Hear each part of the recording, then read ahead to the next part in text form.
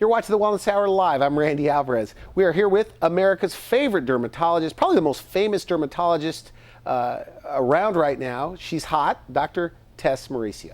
Hey, Randy. You know, I've said that on past shows that you're hot, and I don't want to give people the wrong impression. I mean, you're hot because you're all over the news. I mean, you're the hot topic right now. Busy. Yes. Because people that don't know you need to know this. People get on planes to see you because they know you can make them look 10 years younger without surgery. Is that right? Yeah, well, I mean, you know, I have a TV show that airs in North America, and so we've had the honor of treating patients from all over the world flying in and, you know, being treated by me personally, because I think they're you know, usually people are worried about looking unnatural whenever they start thinking about, you know, fillers and rejuvenation, but they know that when they come to Dr. Tess, they're going to just look younger, look great, but always looking natural. And I wanted to, you know, I told you, today's topic, I really wanted to talk about these women that are, and men that are overfilling their faces with facial fillers. And it's almost made me, as a layperson, but I look at a lot of before and after photos, thinking fillers aren't so good. So when you see women that are overdone, whether their lips or their faces are coming out too far. It's my biggest, oh gosh, I cringe when I see that. And that is really a function of the doctor is just not doing the right thing for the patient. Is it because they don't have an eye for beauty? What is it? Or is it the patient? Because sometimes, you know, I think it's the patient saying, I want these completely gone. Right. I think it's a combination. You know, I think in some cases it's the patient, and I have turned patients down, you know, and I have counseled some patients and tell them, you don't need any more, you don't need any more. But, you know, if they don't believe me, then they probably will go to another doctor and then just have it done. 100% about doctors having an artistic eye. Many times I sometimes wonder when I see doctors and their wives who are overfilled, you know, it's like, I guess maybe they think that looks good, you know, so you question what the aesthetic sense There's is a of that cosmetic doctor. surgeon, I know you know who this guy is, I'm not going to mention it, San Diego. I go into his office, plastic surgeon. Every woman in his office literally looks like a freak of nature. Their profile, it's like their cheeks come out and meet their nose. That's and he also has the worst skin across the board. But people still go to him. I feel like he doesn't have an eye for beauty. Well, and that's what I mean. So shouldn't you look at the staff when you, like, for example, when I go visit you, everybody there looks natural. It just depends on what you want, I guess, and that's what you were saying. It depends on what you want as a patient. The people who want to, you know, don't mind or are going for that look will go for the doctors and practices that's what they offer and that's what they well, believe talk to in. women right now. But I mean, you're going to be looking at me talking to women. What I'm saying though is, when women want, what's your warning to them of why not to do that? Well, to just try to fill in all the wrinkles. Absolutely. I would say that fillers have a role, and yes, I use fillers in the right way, in the proper way, but fillers is not the answer to everything. You know, when you look at the aging face, it's not just all about, you know, chasing after lines, filling, plumping.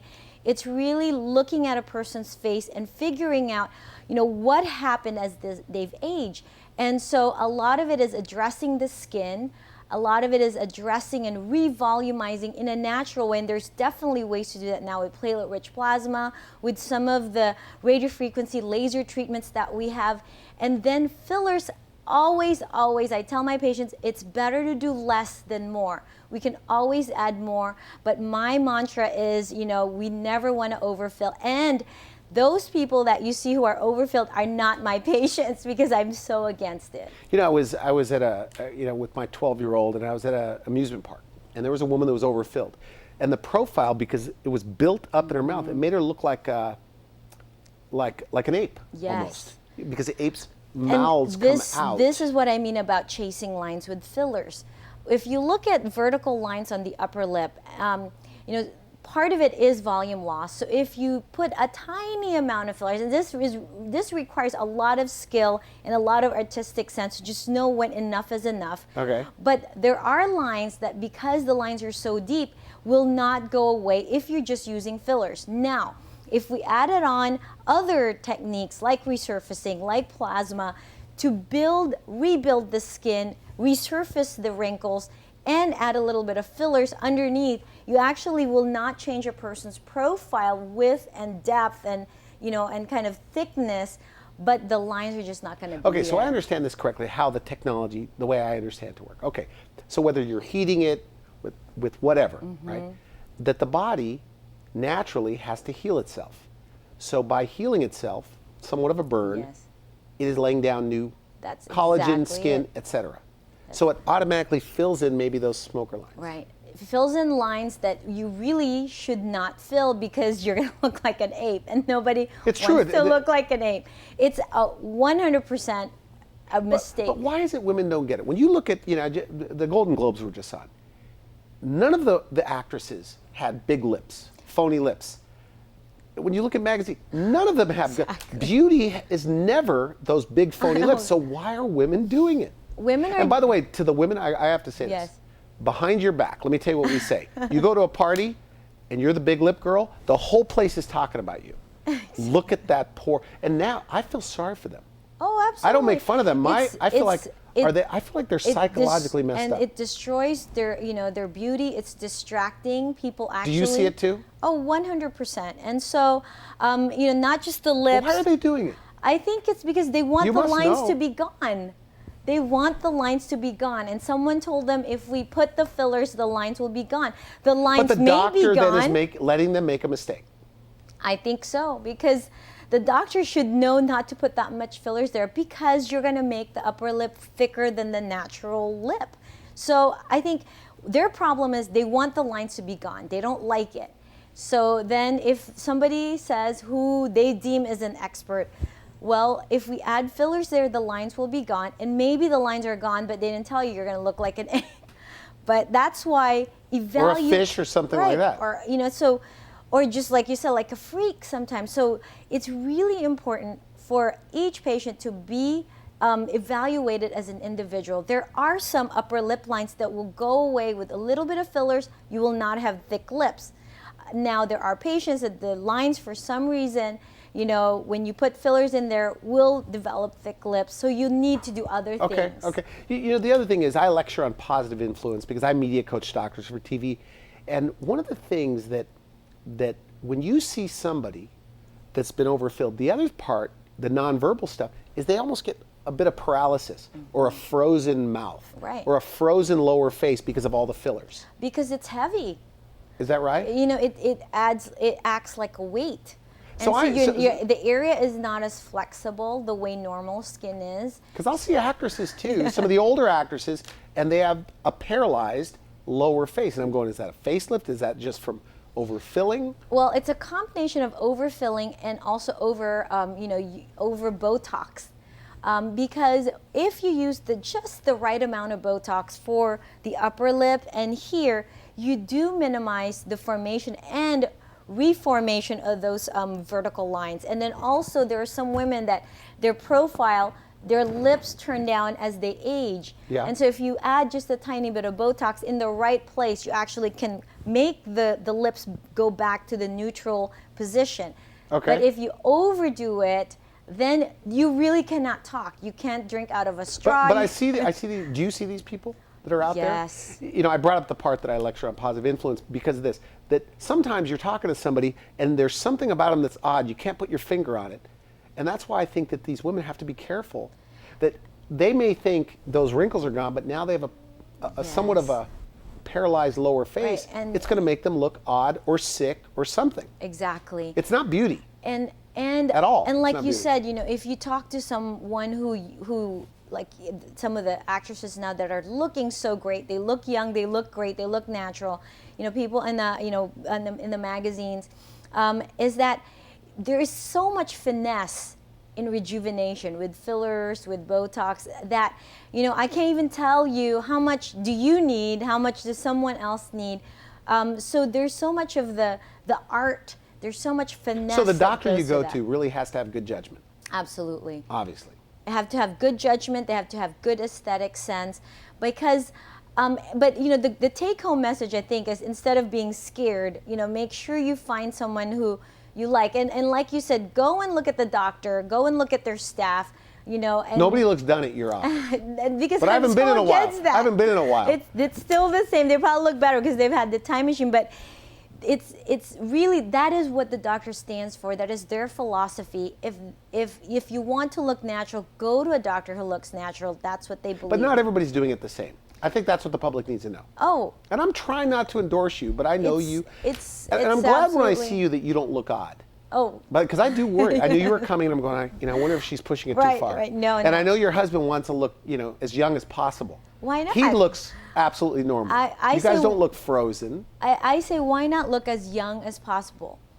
As long as you're not looking weird in the process. And so, for the women out there who are scared, there is a way that you can use fillers so that you can look younger. It will bring you back to where you looked a few years ago. No one's going to know you've had fillers. And that's actually why a lot of people, when they come to see me and I start talking to them about, fillers and Botox and all of these things, they're like, and I tell them I've been getting these treatments done for years. They can't believe it because you don't look like you have. But fillers. you're not getting plumper. It seems like your face is leaner now than when I first met you. Well, and we've talked about this. Some of the new technologies in radio frequency and skin tightening, as we age, our natural tendency as our skin loses elasticity and tightness is to get whiter and saggier and bigger. Right, and, but yours has seemed to be going in. Right, because I'm continuing to do these maintenance treatments. And so instead of actually aging, my skin is aging backwards. But you have some fillers. You must have some fillers. I do. On your I face. have some fillers, a little bit here, a little bit in my lips. Nothing under the eyes? Nope, nothing. PRP here and there? Mm-hmm. So I remember when PRP first came out, I asked you, you were skeptical about it. At the very beginning. Yes. I remember that. In our practice, we don't use PRP alone.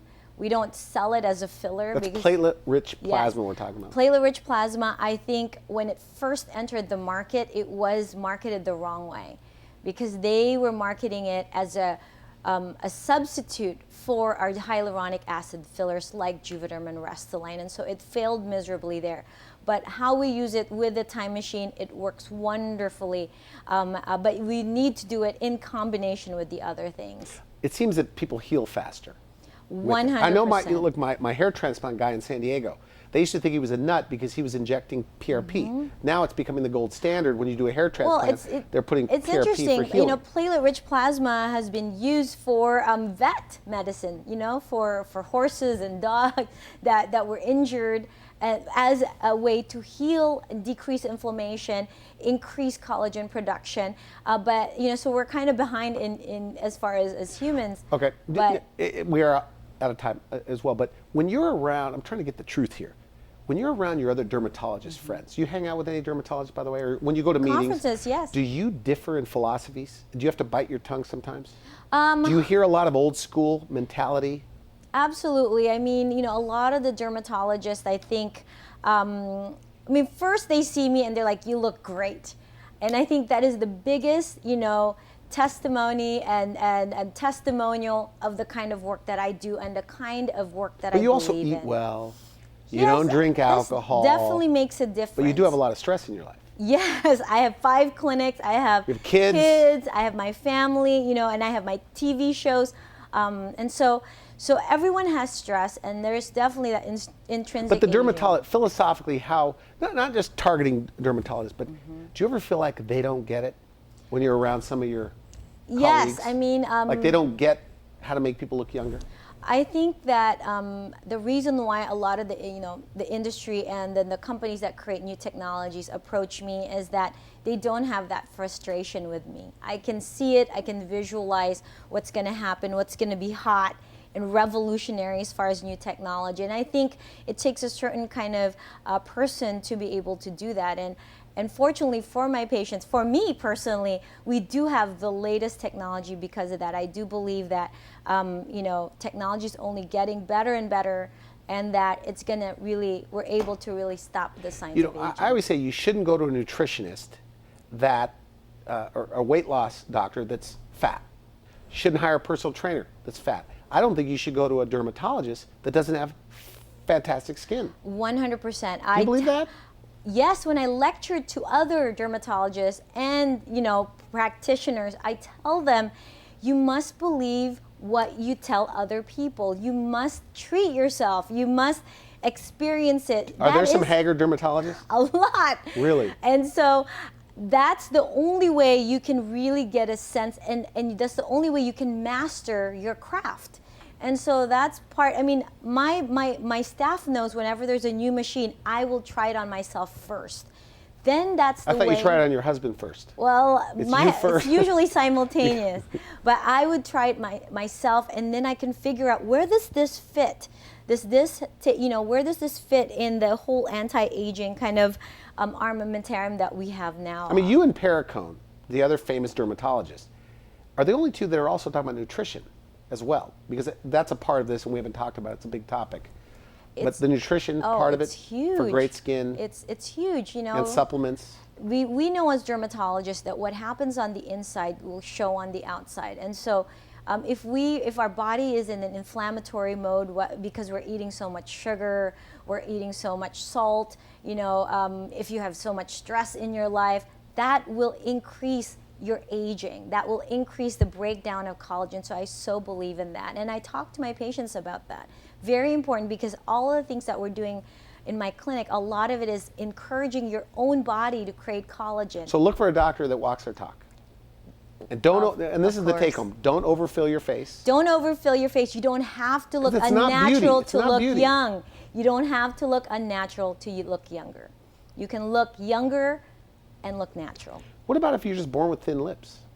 Well, I was born with a very thin upper lip. I did not have an upper lip, Randy. This is filler, yes. My family, I thought I knew your life story, Tess. Now I'm realizing your lips aren't real. My family used to make fun of me because when I smiled, my upper lip is gone and it would be all gums, because I have a very gummy smile to begin with. And so You've got more problems than I realized. Oh my gosh. That's why I wrote the book, California Total Beauty. It's all about that. Who did your lips? Me and James. So I have a mirror. Your husband? And then my husband. You are kidding me. I would tell him exactly That's the best where to I've go. ever seen. Thank you. I never would have guessed. Yeah. And that's the key. You can improve the way your lips look. You can restore it, because we all lose volume as we age. We can restore it to where it was. I'm a living, proof. You don't That's have interesting. to. Yeah. What about men? Are they doing their lips? Especially. Not so much lips, but definitely, we're doing fillers for the nasolabial fold. This line appears as well. Some men that lose volume in the cheeks, just placed the right way, we do that. I do not like hyaluronic acid fillers for the under eye area, just because it can get lumpy. There are better ways now that I've So you mean found. like Restylane or Juvederm yes, underneath the eyes? You don't trough. like that? I don't like it. You like harvesting their fat and putting it there? I can do fat transfer. We also can do the time machine combo of resurfacing and plasma. I think you do have a secret protocol. I do. Because you don't really like talking about it. I watch you on the news sometimes. And I'm going, she's not really telling us what she's doing. It's hard because I have to look at the patient. Is it hard, or you don't want to let the secret out? No, I think all the technology that I use, doctors can have access to them. It's just, we do it in a different way. We do it in a very special way that is customized to the patient. And so I used to talk about specific technologies when I would go on the wellness hour. And I've really stopped doing that, because we have so many different machines, technologies in the clinic. It's not one thing. It's not one thing. And it's never just one thing. And that's one of the things that I've also learned as I've matured in my expertise, is that, gosh, we have so many amazing things. What is the best combo for this particular patient? When I meet great doctors, secretly, when I get to know them, that they secretly kind of think that they're the best at what they do, that they could probably get better results than anybody. Do you kind of feel like that? I do. That you could probably get better results in what than I anybody? do. And what I do, I definitely believe that. And I also believe that there's something beyond just the technical abilities that help patients heal their best and get better results. And so I think, and I always believe that it's beyond just like, medical, physical care that we provide in our clinic. It's also spiritual, psychological care. And so I think when we treat the patient as a whole, they just do so much better. They're happier and they get better results. Okay, great. Always a pleasure to have you on the show. Thank you, Randy. You've been watching The Wellness Hour. I'm Randy Alvarez. We'll be right back.